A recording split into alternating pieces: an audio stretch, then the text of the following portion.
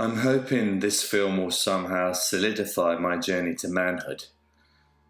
Hoping somehow it will place a lid on my fears and anxieties of past boyhood.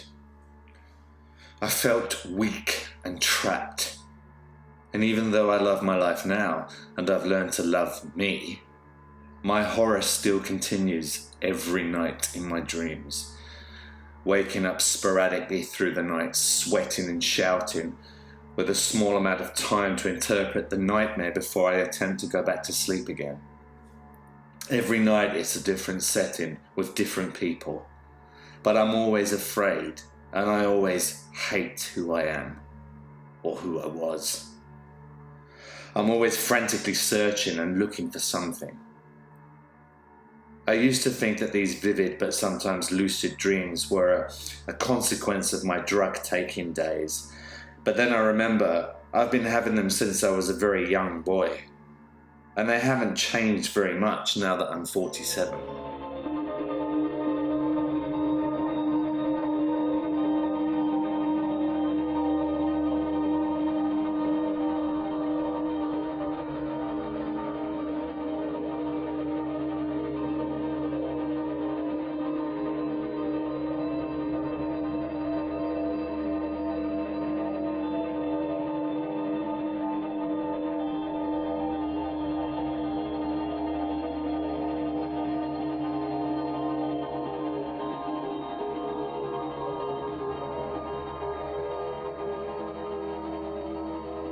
I'm being ridiculed and laughed at, spat out and kicked about.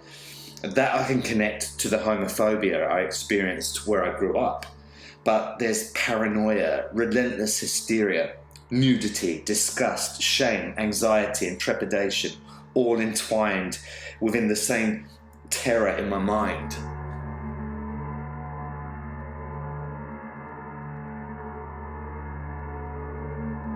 Because of how society was, and still is to a degree, I felt completely ostracized and alone for most of my boyhood. I was different, which fortunately is celebrated now, but I wanted to cut myself free back then and just be like all of the other young men. I walked through the estate where I lived every day, like a freak on show for all the kids to heckle at.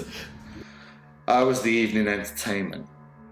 A free-for-all for everyone to dig at as I tried so desperately to fit in with the crowd. A crowd of mainly pathetic boys bored out of their barely functioning brains, with nothing better to do than torment and show their disdain.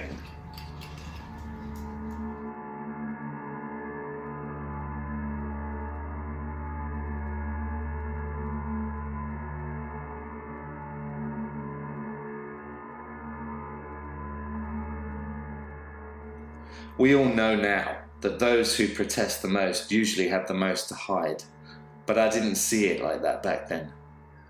I saw myself as the weakness, the shameful one, and those fuckers as the strong, manly ones, the ones who were lucky not to be born like me.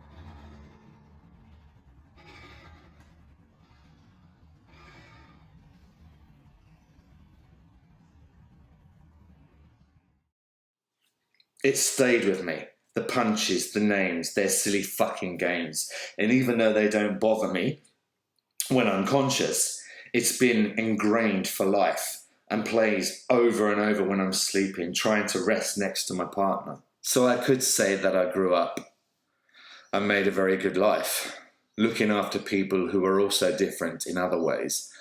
I came a long way and turned into a survivor, but nothing has helped me to discard the macabre memories in my chamber of nightmares. So have I really escaped at a time that I should be recharging? This is my proof that what happens to you when you're young usually stays with you for life, in whatever way it manifests its ugly self. It can stay dormant, waiting to attack you at your most vulnerable. I would never want my boyhood back, but I feel robbed of it. So I dedicated myself to the cause of assisting others to cherish it. I really wish that I could bloody bury it. I grew up being really ashamed of myself, ashamed of my body, ashamed of finding men attractive, ashamed of my face, ashamed of touching myself, ashamed of being me. I may have overcompensated a little bit when I turned into a man, embracing everything I was once ashamed of, expressing myself through the films I've made, verbally, sexually, psychologically, intrinsically authentic. I would hope.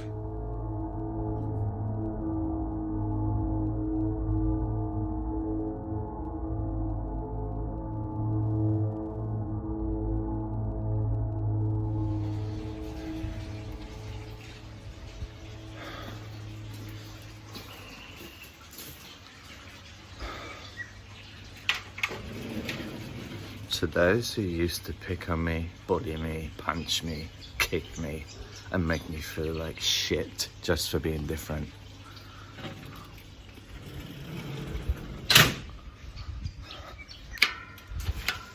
I wonder what most of you are doing with your lives. Because I'm doing quite well. And I've got one thing to say to you.